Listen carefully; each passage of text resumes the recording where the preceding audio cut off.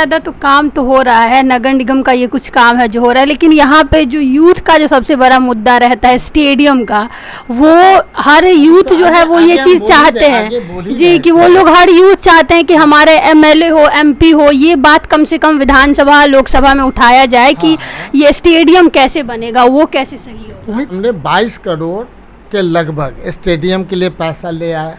Sir जो 22 करोड़ वाला है, 6 महीना से शायद लोग सुन रहे हैं कि ये 22 करोड़ पैसा आया हुआ है, लेकिन काम जो है वो नहीं हो रहा था, जो भी रीजन। तो इस बार हम गए थे पटना, तो हमने उसको भी करा दिया है।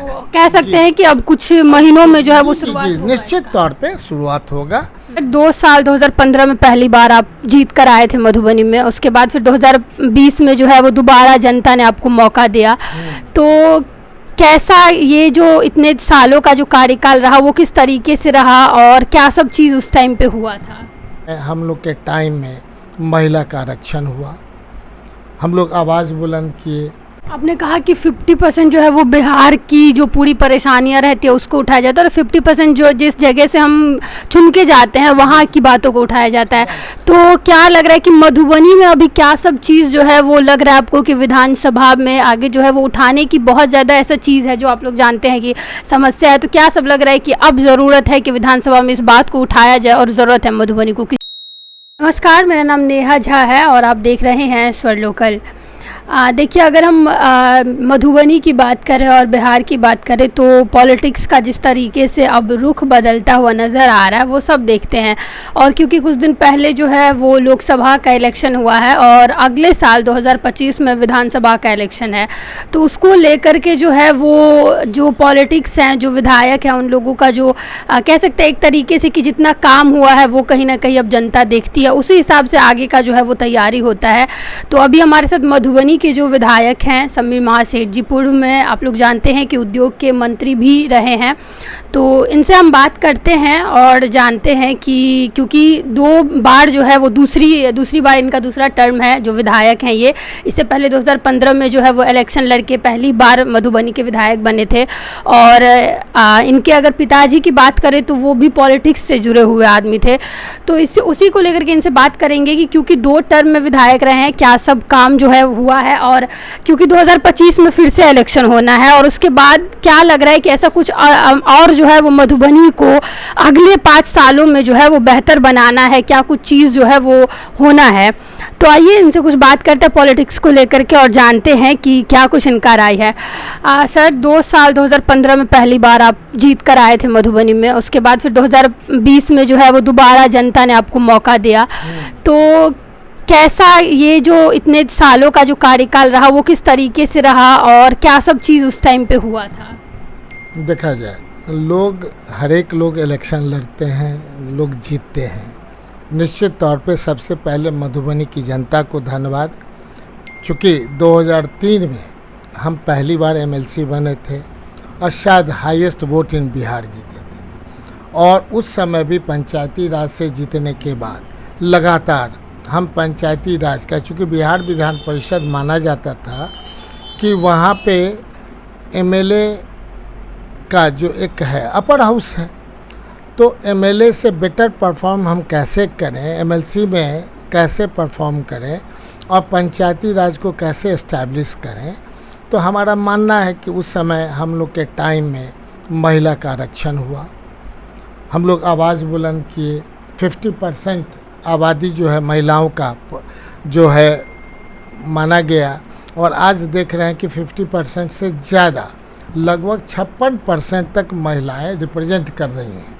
ये बड़ा ऐतिहासिक है, और इस ऐतिहासिक अवसर पे हम लोग बिहार विधान परिषद में रहे, और जहाँ तक पंचायती राज का बात है, हम समझते हैं आज तक जो हम लोगों ने मानदेय भत्ता का सवाल उठाया, हर एक जगह काम का स्टाइल क्या होना चाहिए, ग्रामीण स्तर पर कैसे सुदृढ़ीकरण हो, हर एक मामले में सड़क, बिजली, पानी, हर एक जगह लड़ाई लड़ते रहे, और 6 वर्ष में एक बेसिक हमने इम्प्रूवमेंट लाया।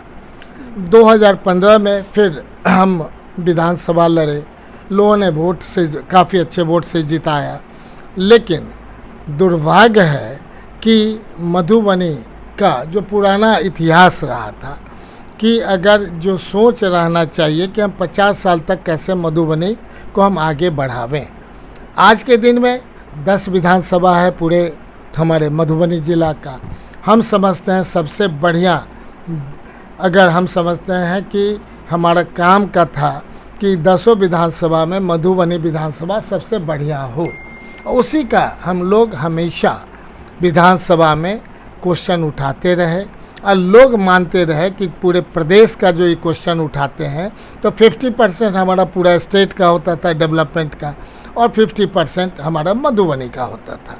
तो लगातार जैसे आप देखते होंगे कि बिजली का हमारे पूर्वज के टाइम से जो मीटर रेंट आता था तो पता चलता था कि 3 महीना आप नहीं दिए हैं तो चक्रवृद्धि ब्याज के साथ देना पड़ता था। तो उस तरह आपदा में थे तो आपदा में जो पहले माने अगर कोई डूब जाता था और डूबने के बाद उसको जब तक बडी नहीं मिलेगा, नहीं तो 4 साल तक इंतज़ार करिए तब जा कर के उनका जो भी राशि मिलती थी। हमें लगता था कि क्यों नहीं इसमें एक स्वरूप का चेंज किया जाए और हमने प्रश्न रखा कि जब मान के चलिए कि कोई दह गया है, अब बडी नहीं मिलेगा, तो एक त्रिस्तरीय पंचायत जब इस्टेब्लिश्ड है तो उसके आधार पे बन जाए और उनके परिवार को पैसा मिल जाए। अगर वो लौट के आ जाते हैं तो पैसा लौट जाएगा। आज तक एक भी केस ऐसा नहीं मिला बिहार में। तो हम समझते हैं इस तरह का 10 क्रॉनिक हमने प्रॉब्लम को दूर किया। आज भी एक प्रॉब्लम चल रहा है कि आप देखते होंगे कि जो हमारे मधुबनी ज़िला में अगर सांप काटेगा तो कहीं ना कहीं उसको मुआवजा 4 लाख मिलेगा, लेकिन वही बिहार के उस जंगल में बेतिया साइड में अगर काटेगा तो 5 लाख रुपया मिलेगा। तो ये डिस्पैरिटीज़ है। सांप तो सांप है, तो जंगल में काटे तो 5 लाख और गांव में काटे तो 4 लाख। तो ये सब चीज़ तो हमने कहा कि जो क्रॉनिक प्रश्न होते थे उन चीज़ों को हम लोग विधानसभा में उठाते हैं और जो आज का स्थिति है उसको तो हम कर ही रहे हैं। आपने कहा कि 50% जो है वो बिहार की जो पूरी परेशानियां रहती है उसको उठाया जाता है और 50% जो जिस जगह से हम चुन के जाते हैं वहाँ की बातों को उठाया जाता है। तो क्या लग रहा है कि मधुबनी में अभी क्या सब चीज़ जो है वो लग रहा है आपको कि विधानसभा में आगे जो है वो उठाने की बहुत ज़्यादा ऐसा चीज़ है जो आप लोग जानते हैं कि समस्या है, तो क्या सब लग रहा है कि अब ज़रूरत है कि विधानसभा में इस बात को उठाया जाए और ज़रूरत है मधुबनी को किन चीज़ों का देखा जाए? ये शहर है, आप जानते होंगे कि 50 लाख से ज़्यादा आबादी है पूरे हमारे मधुबनी ज़िला का, लेकिन एक भी डिस्ट्रिक्ट हॉस्पिटल नहीं था। तो जब एक प्रश्न उठाते थे तो आज देख लीजिए डिस्ट्रिक्ट हॉस्पिटल बन के तैयार है, लेकिन अभी जनता को समर्पित नहीं हुआ है। ये समर्पित हो जाना चाहिए था। मधुबनी शहर में अगर बरसात के दिनों में आप देखेंगे तो जल जमाव है, एक बूंद भी शहर में न लगे पानी, उसके लिए क्या होना चाहिए? हमने देखा कि मधुबनी उस समय म्यूनसिपैलिटी, इसके बाद नगर परिषद और आज नगर निगम बन गया है। तो हमारे पास 3 कैनाल हुआ करते थे शहर के बीच में जो बड़े नाला के रूप में है, लेकिन कहा जाता था किंग्स कैनाल, वाटसन कैनाल, राज कैनाल। तो हमने सोचा कि सबसे ज़्यादा बीमारी शहर में जो है, सबसे ज़्यादा पानी वो वैसे पीते हैं जहाँ कैनाल के थ्रू जाता है, उस नाला के थ्रू, तो सबसे ज़्यादा रिचार्जिंग ऑफ द अर्थ जो है और वो गंदगी वहाँ तक पहुँचती है। तो क्यों नहीं वो कैनाल बने, बड़ा नाला बने? तो बड़े नाला के लिए 107 करोड़ रुपए हम लाए, जो उद्घाटन किया। आप देख रहे होंगे भच्ची से लेकर के सब जगह ये बन रहा है। तो 6 किलोमीटर नाला का पैसा हम लाए और 6 किलोमीटर बड़े नाला कैनाल के रूप में लाए। और जो बन रहा है, जब उद्घाटन हुआ तो 3 साल के अंदर बनना था, लेकिन आज तक वो बन ही रहा है। जब तक पूरा नहीं बनेगा, अब पूरे शहर का जब तक नाला से उस कैनाल में जोड़ने का जब तक नहीं बनेगा तब तक पानी निकलेगा कैसे? ये अभी तक बना ही नहीं है। जिस प्रकार आप देख रहे होंगे कोसी प्रोजेक्ट बना, लेकिन जो जनता को चाहिए था खेत में पानी, वो नहीं मिलता था, इसलिए कि वो तो बन गया आज से 50 साल पहले, लेकिन डिस्ट्रीब्यूटरी कैनाल आज तक नहीं बना ढंग से, तो किसान को पानी तो नहीं मिल रहा है। तो आवश्यकता है कि जो काम करें शुरू से लेकर के अंत तक करें। तो हम समझते हैं कि अपने टाइम में जब हम एमएलए बने तो हमने पाया कि पंडौल रहिका जोड़ करके 100 नई सड़क बनाई जाए, और हमने 100 से ज़्यादा नई सड़क बनाने का काम किया। ये पंडौल और रहिका के बीच जाएंगे तो पता चल जाएगा। शहर में हमने कहा कैनाल का, और अभी तो मान लीजिए लगातार यहाँ से एमपी भी होते हैं, एमएलसी भी होते हैं, और 30 वार्ड पुराना था तो हमने कहा कि 15 वार्ड हमको दे दीजिए, 10 वार्ड एमपी साहब ले लें, 5 वार्ड एमएलसी ले लें, ताकि 15 वार्ड का हम कंप्लीट एक एक गली बना दें। लेकिन जब भी कोई चीज़ होता है, जब पहला चापाकल ऐसा आया हम लोग का, अब तक हमारे पास चापाकल पंचायती राज में चला गया, उस समय भी अगर 60 आया तो 2-2 करके हर एक वार्ड को हमने दिया। उस समय 65,000 मूल्य था। तो हम इक्वल डिस्ट्रीब्यूशन कर रहे हैं, इसलिए कि उस समय भी नगर परिषद एक एक सड़क बनाने में उतना पैसा सरकार देती ही नहीं है। अर्बनाइजेशन का मतलब है कि अर्बन के लोग, जो गांव के लोग अर्बन में आते हैं, वहाँ भी घर रहता है और शहर में भी होता है।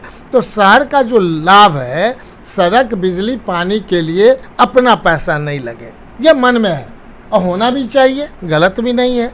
लेकिन जब आप सारा गली का मूल्यांकन करेंगे तो 336 आज भी गली बनाने की आवश्यकता है, सड़क बनाने की आवश्यकता है। हमारे द्वारा 100 से ज़्यादा बनाया गया, तो अभी भी 236 बाकी है।